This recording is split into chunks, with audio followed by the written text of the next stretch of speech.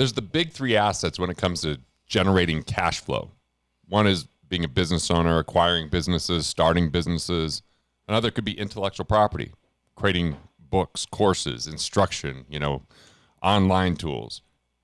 But real estate's one of those big ones that if you don't do it right, can eat you alive. So that's why I brought Ben Wilson, because he's got the knowledge. He's been doing this for a long time, but he's also got the energy and the way to articulate and instruct, where in a topic that I'm not like really interested in real estate, but when you talk about it, it's interesting. Yeah. Right? And it's something that I think people should really know, because if they get into it not knowing what they're doing, it could eat them alive. If they do understand it, it could help them generate a substantial amount of wealth. Yeah. And so how long have you been doing this real estate game? Man, that's funny. We didn't really prepare a whole lot for this in the sense of what we were going to talk about other than real estate and what that looks like. And my first piece of investment property, I was 22 years old. I bought this little, what they call ditch lots, right? And the whole reason that I bought it, and it really is going to lean into how I started investing into real estate to begin with. But the whole reason I bought it is my dad always wanted to fish in this certain community, and it was a gated community.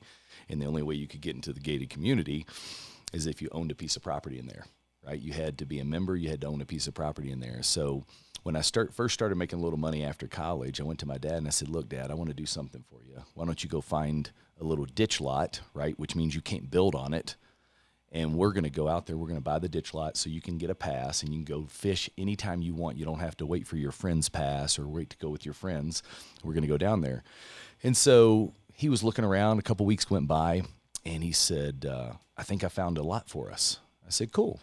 I said, how much is it? And he says, they're asking $5,500 for it. I said, cool. Offer them $2,500 and we'll close in a week. And he says, okay. He goes, I don't think they'll take it. I says, well, I didn't ask whether you thought if they'd take it or not. I said, just go offer them $2,500. He offered them $2,500. They took it. Sight unseen. I didn't go look at it. He didn't go look at it, which is super not smart when it comes to real estate, right? And we go there. And by the way, this lake community also has a private golf course, and they have a country club and tennis courts and everything else there. And so I showed up to closing, and I met this family, and it was a husband and wife. And I asked them, I said, why are y'all selling this so cheap? And they said, because, you were the first person to offer, and we're moving to Germany, and we just want to be done super fast. And it wasn't about the money for us. And I said, cool. I said, well, tell me a little bit about the lot. They go, you haven't seen it? And I was like, no. They go, well, it's right on the water, and we were going to build our dream home, but my husband passed away. And so this is my new husband. That's why we're moving to Germany. So you didn't even know that Not it was clue. buildable? Not a clue. My dad didn't know. I just thought it was a ditch lot, literally an unbuildable lot. And so we go out there, and I go and look at it, and it's literally right there. It has a gorgeous view, buildable, everything. And it gets better. It has a membership to the country club, to the golf course attached with it. Before I even made it to the lot, I already had the membership sold for $3,300. And so from my perspective, I was like, real estate is easy. I'm going to do this for the rest of my life, right? But let's go back to the reasoning of why I even bought that piece of real estate. It wasn't for me. It was for my dad. Right. And There's a value to it. There was a value to me, and there was a value to him that had nothing to do with gaining monetary value. And liquidity and being done was a value to the seller because they just were ready to move on. It was a win-win-win, right? And it was a win. What year was this? Because this would have been in 99. Yeah, I mean, because it sounds like 1920 for the prices that you're correct. talking about Yeah, here, this right? would have been in 99. Yeah. And my dad went on, and he fished there, and I bought it for him. I didn't give it to him at that point. And about 15 years after that, I gave it to that piece of property to him for Father's Day. And then he ended up not building on it, but he ended up selling it, and it helped finance the place that they bought out there. Nice. Which worked out fantastic. I'm already in the positive. But I think that philosophically, when I first started investing into real estate, which has now been 25 years that I've been investing into real estate, philosophically, I only knew one way, and that was to invest for a win-win circumstance of some sort, right? And obviously, along the way, you get blinded, you get all kinds of beautiful things that come your way. You get in your mind, you get this attitude of, I am going to become the next billionaire with real estate, right? until you make your first mistakes along the way. But yeah, 25 years I've been investing. Maybe part of the mistake I don't think I've ever said that out loud, that I've been investing now, because I still feel super young. Like I still feel like I'm just getting started, just to be honest with you. Well, that's a good attitude to have, because I feel like you have so much more wisdom now than you did 25 years ago. And the notion of you stopping sharing that wisdom, utilizing that wisdom, I get why people want to retire when they're in a work that's drudgery, that's overly physical, that doesn't have like an excitement to it or engagement. But like, if you're in the world where it's the more knowledge you have, the more value you provide, and it's more of a mental game, I don't understand retirement there. I don't either. I know, when people think about real estate, everybody just thinks about the upside. But I will tell you that the real estate for me, just about every purchase, and I know we're going to get into concepts and philosophies and strategies and all that stuff. But real estate as a whole, if you can accept the worst case scenario on the front end, right? The worst case scenario, then going in and pursuing and gravitating towards best case scenarios as you build this out, because it takes time, because it's a moving target all the time, right? Do you think people are good at figuring out worst case scenario? No, I think they're terrible at it. Yeah, because I think that in some cases, worst case scenario is losing more than the money you put in because of either leverage or, like, I remember I did a real estate investment where I was supposed to be in first position. They offered first position to someone else. We both filed. It became a huge debacle. We ended up going and meeting with attorneys, and I pulled the other person. I said, hey, we both got screwed, right? It's like, yeah. I'm like, so why don't we just team up to get back what we can? Because you were promised first position, I was promised first position, and here we are trying to figure out what happened. And I think we both know. And so we did team up, and we ended up getting only half of what we thought we were going to get, because who would have thought that they promised it to more than one person, didn't do the filing like they were supposed to do. Yeah. And it was early on in my career. I didn't check it. Well, that's the thing. The rules to the game of real estate are so different from one sector to another, from one. 'Cause that's a big term, right? Real estate. Yeah. Big. I mean, real estate, you got a ditch lot, right? All the way to oceanfront down in Palm Springs, right? Or in Maui, right? And each one of those lots require a whole different slew of responsibilities that are attached to them. Right? How much land acquisition do you do versus single family or duplex? Or over the years, I started off heavy in development, in land acquisition, and then we would develop it. We've developed mobile home communities, site-built home communities. Now we're getting into some other types of developments, which are STRs, and which is short-term rentals, and we're doing a lot of different things. Like a lot of like Airbnb kind of thing? Yeah, only because there's a demand for it today. But here's the thing that we know. We're getting into it, and our philosophy has to still drive home. We have to be doing it for a greater good. So like when we get into that, we know that is a short-term rental, but we also know it's a short-term investment. And there's a huge difference between a short-term investment and a long-term investment. And so we only invest about 10 to 15% of anything that we do into short-term investments. And then everything else is into long-term investments that we hold for long periods of time. Warren Buffett, he buys everything with the expectation that he keeps it forever, right? That's been his philosophy for many, many, many years, is right. It's not that he doesn't sell stuff. It's that his philosophy is he buys it with the anticipation of keeping it forever. So what was the first real estate mistake? Oh, man, I have so many. The first real estate mistake, was a partnership, kind of what you were talking about. My first piece of real estate mistake was who I partnered with, because I didn't have a clear. You have their liabilities that you're engaged in when you partner with someone. Well, you have not just their financial liabilities, you have their emotional liabilities. Right, and maybe they aren't emotionally stable. Correct. When things are tough. Correct. Or when they're not going perfectly according to plan. Man, so many people are just off the charts when times are good. Most people struggle when times are bad. Right? It's kind of like the possum in the corner, right? A possum won't really bother you too much if it's out in an open field or an open parking lot or whatever. But you get that little possum in a corner, and that thing's going to attack you, right? And you're going to see a different side. And for people, it's the same thing, man. When times are good, everybody, the best version of them comes out. But what we have to look at, kind of going back to always being able to accept worst case scenario, you have to accept someone's worst case scenario when you partner with them. So my first big mistakes were the people who I partnered with, because I truly believe in partnerships. I love partnerships. I do not want to do anything on my own. I didn't want to raise kids on my own. I didn't want to start businesses on my own. I didn't want to, when I get a chance to share a stage with someone, I don't want to share the stage alone, right? I want to do everything in partnerships. I realized a long time ago, one, I get energy from the right people, right? But I also expand creativity around that. And then it manages the downside when you're in the right partnerships too. So how do you navigate a bad partnership? What did you do with this? And So how did the it profile. So over time, what happened is I had to establish a profile of people that I wanted to have in my life. And that profile was based very simply on who gave me energy and who sucked energy from me.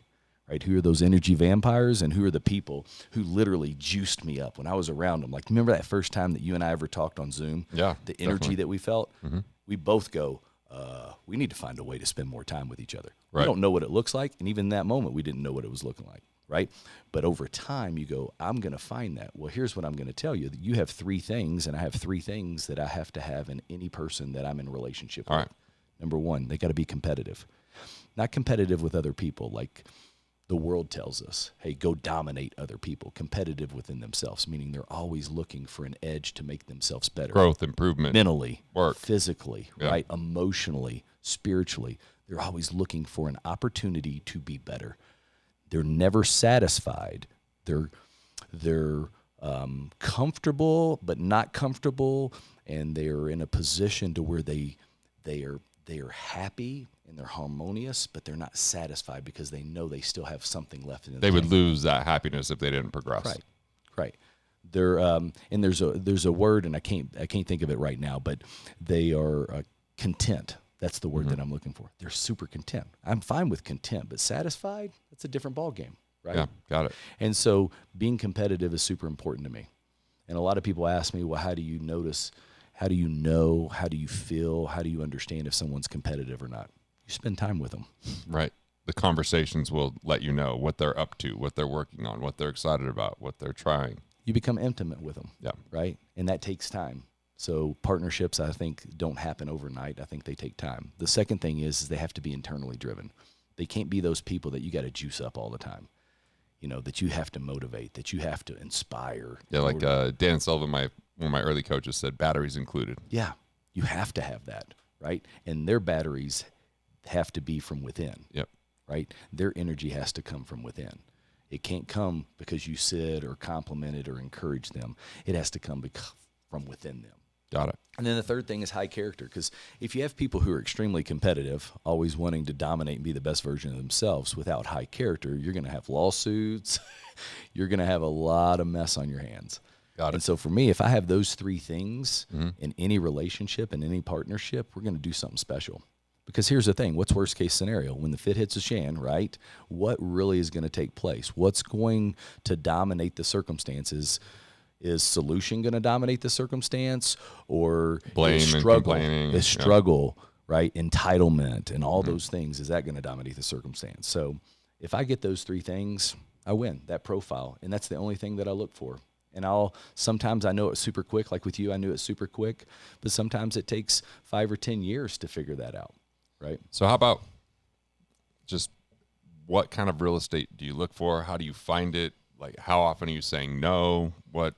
Give me a sense of like deal flow and how you go about investing. Yeah. So, I think you have to have a strategy. So the strategy that we have before you get into deal flow or anything like that, you have to have a strategy. One, I want to have a strategy that's going to be productive, profitable, with purpose, right? That's kind of the first tier. The second tier is I want to be invested into something that's going to create a value, a give back to the community or to the economy, right? I want something that I can be proud of and have fun with. And then the third is I want something that we can build wealth together with too, right? And so if it's productive and profitable, right, with purpose behind it, if it has a layer of enjoyment that's attached to it, but a give back piece, which is very enjoyable for me, when I can give back and be generous or feel as if I'm doing something from a position of gratitude and thankfulness and appreciation, that's a win. And if there's something that I can also look to my family and say, hey, my family is going to be taken care of because of this. So give me an example. Something that for the last 6 years we've been heavily involved in is multifamily, Okay. specifically affordable housing. We love affordable housing. And one of my favorite things to invest into right now when it comes to multifamily or affordable housing are what I call a value add purchase. And that's where a property is in a fantastic location. We're very intentional about location. And it's been owned probably by the person for 15, 20, maybe 20 plus years. And they're just tired. And they haven't really done anything other than just maintain the property. They haven't updated it. They haven't taken care of it. They haven't added any new facilities or anything that's going to get you excited. The appearance of it looks like it's 20 years old, right? The profile and the tenant base looks like they've been there for 20 years. And that's a struggle. Right. But it's also necessary in a lot of these communities and a lot of these towns, like in Nashville, where I'm from. I mean, rents have increased upwards of 120% in the last 6 years. That's a lot. Yeah, it is. It's a lot. So what's that telling us? A property that used to rent for $700 is now $1,600 a month. And I'm going to tell you, my son just graduated college, and coming out of college, man, you're going to make $40,000, $50,000 a year coming out of college, which is a good job. It's a solid job. Half of that going to, or more, to rent. Unless he has a roommate, he's not going to be able to have any. Taco Bell isn't happening. Right? No dining out. No steaks on the weekend. So you got purpose there. Sure. And then so let's say something, I wouldn't call it dilapidated, but 15 years and there haven't been improvements. Yeah. Where do you look to find the value add that gives you bang for the buck? Yeah, so you have to look at location. So you were going back to, hey, what's the deal flow look like? So we have key metrics, right? A lot of people, big business calls it KPIs, key performance indicators, right? I just call them key metrics, right? We have very clear guidelines that we want to send out LOIs, which are letters of intent, to sellers. We want to send a minimum of 2 of those out a week. Are these always for sale, or sometimes you're finding places not for sale, but you can just see? I would say less than 50% of them are actually for sale. Yeah, because I've had offers on this place that has never been for sale. Yeah. And I've made offers on things that aren't for sale. That's right. Yeah. And we have found that those are the best opportunities. My other place I bought wasn't for sale. That's right. Exactly. The house that I've lived in for the last 18 years that we developed the land around it and everything, it was not for sale. It had been for sale, but it was not for sale when we found it. Yeah. Same situation, right? So we like that. But over time, we've been able to establish a lot of relationships, and so they're sending us stuff before it even hits the market. It's available because they people know have raised their hands and said we want to. Correct. And so you build these relationships. These relationships realize you can perform. Now they're going to bring you opportunities, right? And opportunities are for us. And we're about 1 out of 50 that we put an LOI in that we're going to get. And so we generally purchase, right, for a year. This year, it looks like we're on pace. We're going to purchase somewhere between 6 to 8 new assets this year, right? But we stay in that lane. We want to have something that's productive for us, profitable, and with purpose. We want to have something that's enjoyable, that's also a give back, right? Because if we go in there and we take something that's really an eyesore to the community, but it serves a purpose of affordable housing, yes, we're going to go up on the rent, right? Yes, we're going to create value, but we're also going to create hope for people too. Right? Because when you come home to a place that looks like a piece of crap, right? Opposed to you come home to a place that's freshly painted, maybe new windows, new roofs, you got new asphalt, all of a sudden you got some landscaping out there, they're just going to feel better about themselves. And that's a give back, right? They're going to show up better for work. They're going to show up better for their family. They're going to show up better to come home. They're going to actually want to come home, right? It feels like painting's a big bang for the buck. It is. Painting is a huge bang for the buck, right? And a lot of these places, they just need some lipstick. Right. And some things like, maybe the entrance or maybe the master bath, like there's certain places where they're spending more time in. Correct. That make them feel better about themselves in their home. Yeah, so you go in there and you establish this deal flow, and we're very clear on what we want to accomplish and how many doors we want to get. In each one of our markets, we want to be within the next, by the time I'm 50, I'm 47, so we got 3 years left in each one of the communities and in each one of the areas that we invest into, we want to be at 1,000 doors, right? And I think you have to have that plan of where you're knowing how to build up, because you have to know what kind of personnel, what kind of community managers, the maintenance, all the things that are involved. You have to know what that looks like in order to manage, maintain, protect, and profit those properties. Got it. So value add is kind of the key. For us. You're looking and saying, how do we add value to the We're tenant? we're buying our first build to rent, which is a new construction where they build it to rent it out, right? And then to sell it off. We're buying our first property. We're also going to be building out our first property this year, right? Those are two new, still staying in the same line, still staying in affordable housing, right? We're in markets that we really believe in, and we want to give back to some of the opportunities with affordable housing, with warehouse and industry, or the industries that have jobs that are making $15 to $30 an hour, right? That's a hard place in a lot of these places, at least in Nashville, Louisville. We're up in just outside of Detroit and Rochester. We're in Lexington. These are markets that are super solid markets, but there's still a lot of the working class that are struggling with finding nice places to live and come home to. Are you pretty regional that you make sure that it's a place you could drive to, or that you have people on the ground? I have to have boots on the ground. Yeah. So I have relationships and I have partnerships in each one of those areas of people that I'm deeply and intimately in relationship with. They're not just one-off circumstances where I just found them because I found a nice property or a nice deal. Yeah, got it. I have a good partner in each one of those markets. And what's your, do you think about your exit strategy before you get into these? Do you think but you're just trying to hold it for as long as possible? Yeah. Are you worried about the cash flow from day one? What are some of those key metrics? Yeah, so cash flow we have to look at. That's really good. I look at cash flow. I look at IRR over a 10-year period of time, right?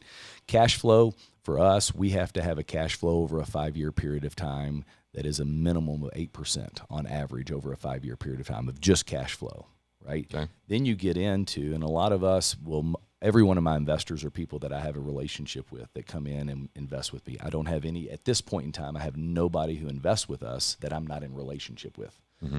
And so these are people who are out there who have done very well, right?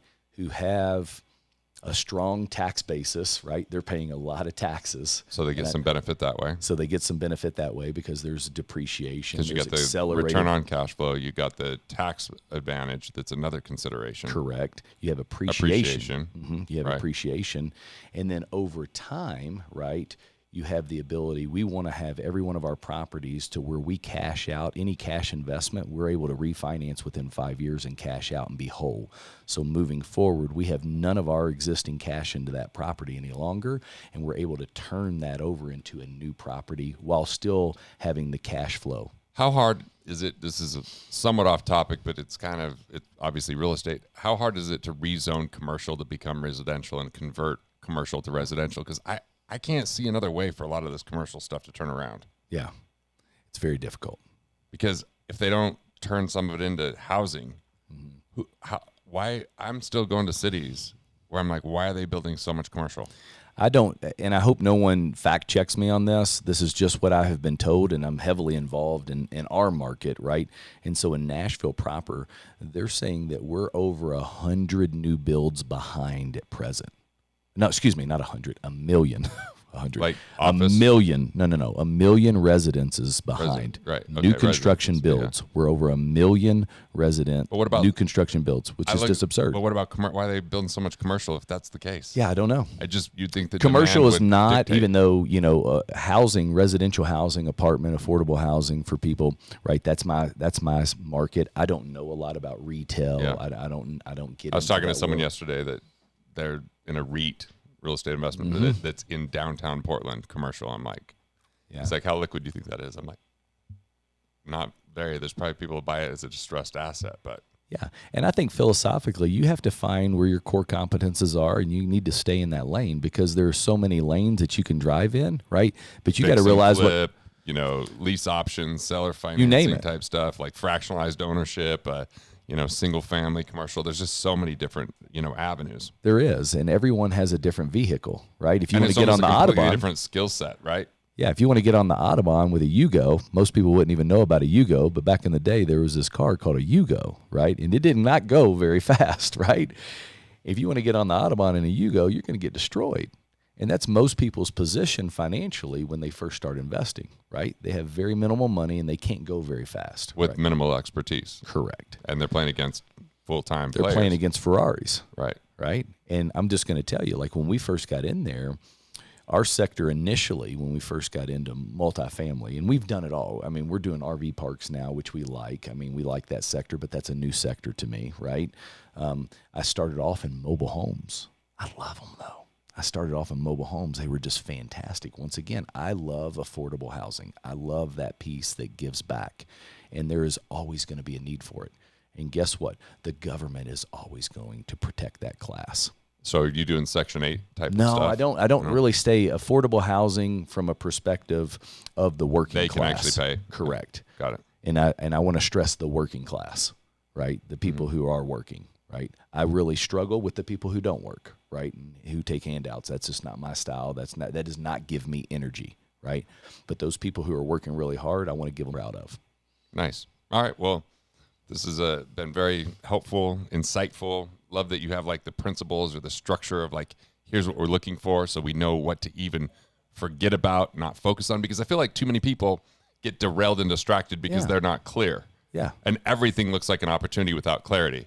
But most of those opportunities become distractions and that start to derail people because there's only so much bandwidth and time. And when you can really narrow it down and focus, That's right. then all of a sudden you have, you want working class, you want family affordable housing. You want a certain return on the cash flow over time. You want to know where something's been neglected that you could improve it so people feel better about what their housing is, which would then increase rents over time because they're getting more value. So Absolutely. yeah, that seems like the summary of what I heard anyway. It is. And as you go down, keep in mind, we're designed to be productive, but we're also designed to pursue something, right? And so you've got to make it something that you're proud of, something that gives you energy.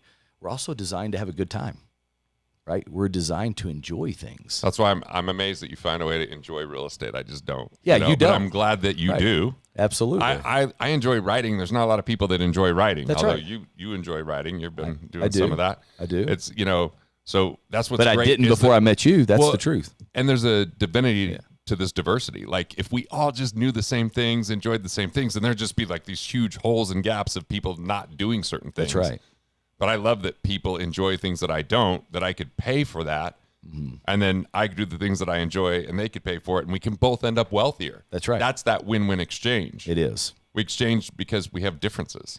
You have, I know philosophically, you have something that you drive into all the time where you want to win the game long before you start playing it. Yeah. Right. You want to know what the win looks like. Right.